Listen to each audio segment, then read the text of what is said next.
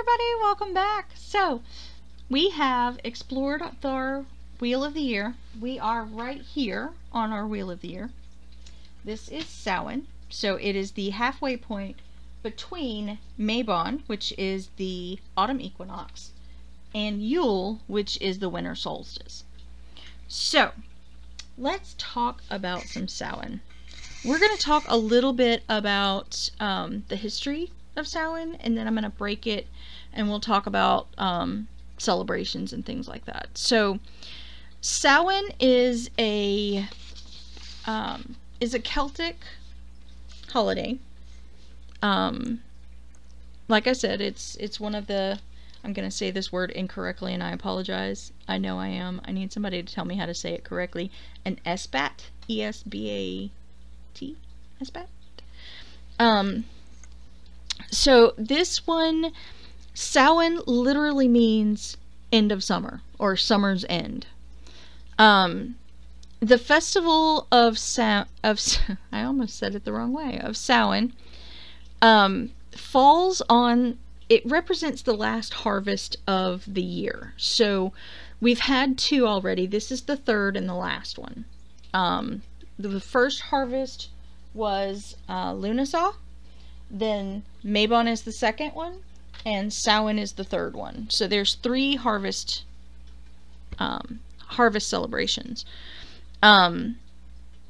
This one is considered New Year's because it is halfway between Mabon and Yule, and it's the closest to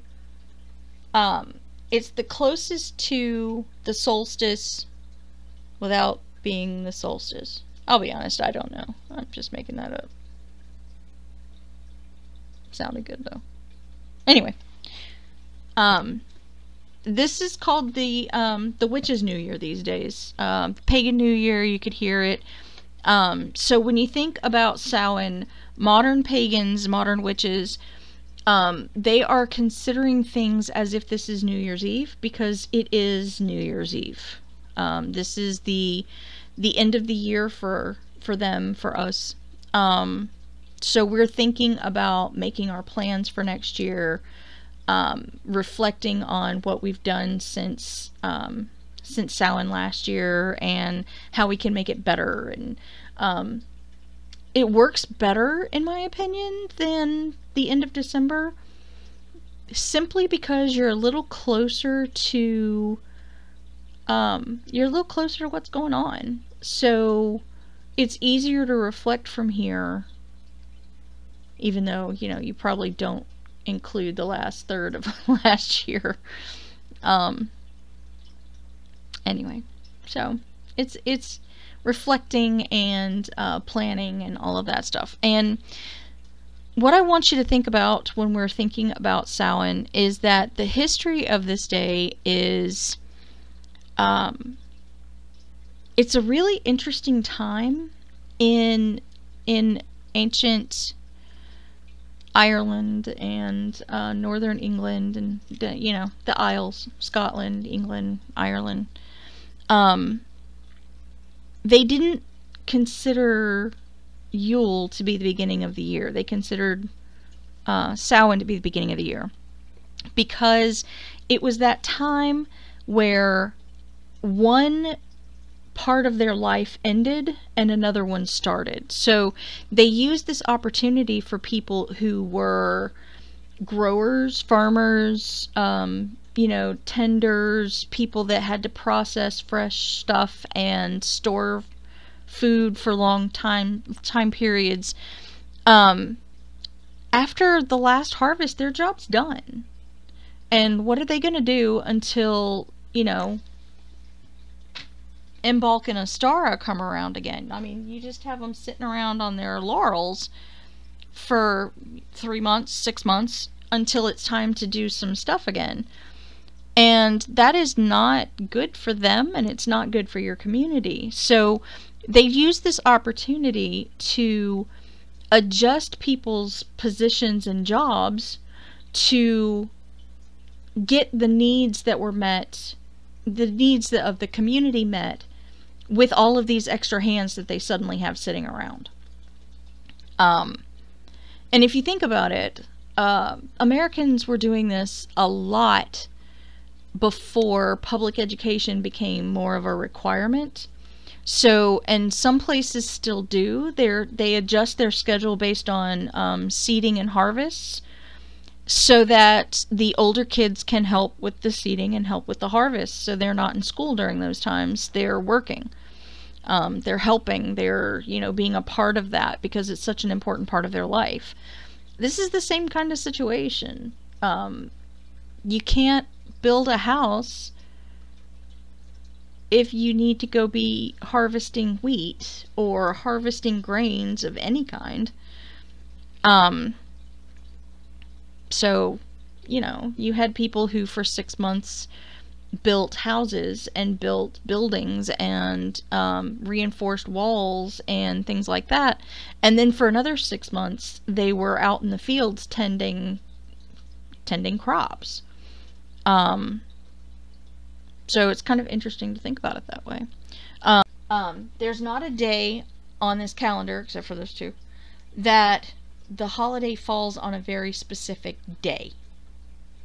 And that is because this is rotating. They use the moon phases to estimate when this is. So you'll have somebody say, when is the Lunar New Year? And the Lunar New Year would be the first complete cycle after the year begins. So you'll see Chinese New Year, for example. Chinese New Year is moved around based on when Lunar New Year starts. And that usually tends to happen somewhere around here for them.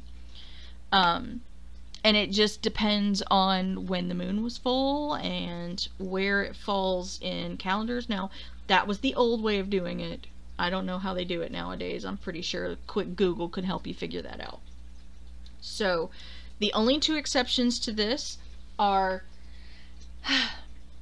Bealtiani, which is usually May 1st. It's May Day. So, Bealtiani is set, and Samhain, which has been set. And that's interesting. Now, we know in the 21st century that the solstices and the equinoxes tend to happen around the same day every year.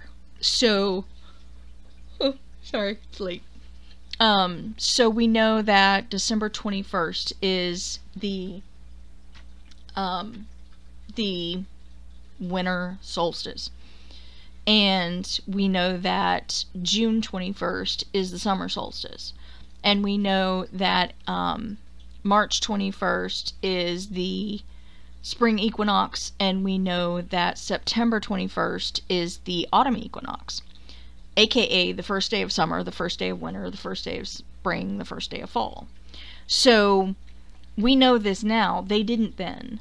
And it's interesting. I'm pretty sure we massage that quite a bit to fit our calendar so that we can predict it. Because for some crazy reason, humans like predicting things.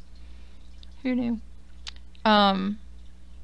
So yeah, the calendar was based more on moon cycles than it was on months that were assigned and agreed on. We knew that there is one full moon cycle that happens during these two times. On this moon we do this, and on that moon we do that. Strawberry moon, the strawberries will be ready to pick when the moon is full in July. Who knew? Maybe June. I need to look that one up too. I should have a list going.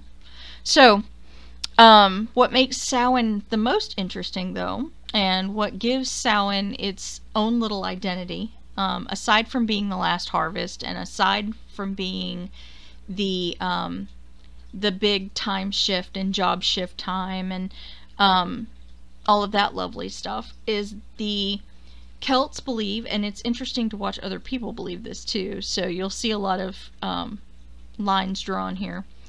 the Celts believed that this period of the year when everything is dying, but it's not dead yet, is the place where the veil between the living and the dead, between the human realm and the Fey realm, where all of the lines that keep our reality separate get really, really thin and easier to cross. So what's interesting is that the Romans also had this concept with Pomona. We'll talk about her. The Hispanic tribes had Dia de los Muertos, where they totally believe the same thing. It's when that veil between the living and the dead gets really thin. So what they would do is they would have giant bonfires, and we'll talk about the bonfires again, but they would have bonfires during which the priests, the druids, would try to commune with those spirits to get an idea of what the next year was going to look like. So this was their big prediction time. So this is the last harvest. It is the place where the veil is the thinnest. It is the place where the summer is ending. The fall is really getting going. And all of that lovely stuff. Interestingly enough, so let's talk about Samhain becoming Halloween. In 609 AD, or, you know, CE, I guess is what they call it now, not AD. Pope Boniface IV is the Pope of the Catholic Church, and he creates All Saints' Day. And originally this day was set for May the 13th. And Pope Gregory III in the 10th century,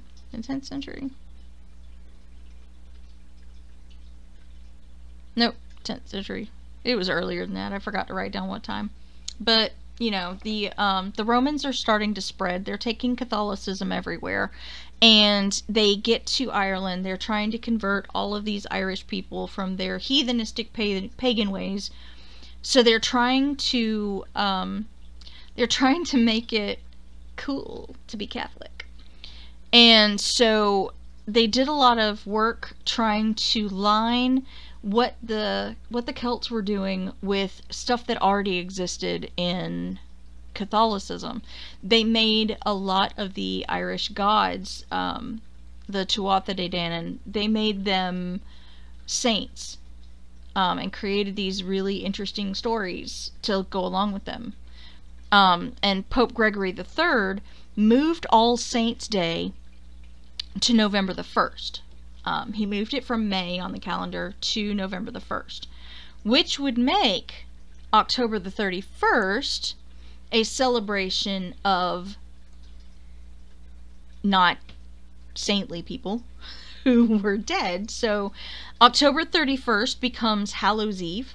And then All Saints' Day is November 1st, and All Souls' Day is November the 2nd. Interesting about that little piece of information is that the ancient Celts used to celebrate Samhain as a 3-day celebration. And thanks to Pope Gregory and Abbot Adela in the 10th century, it became 3 days again. Isn't that lovely? So, way to go. Make it a 3-day party all over again. Okay, so it's not actually a 3-day party for them, but you know, it's fun to think about. So, we'll be back to talk about bonfires and fun stuff in just a minute. Bye, y'all.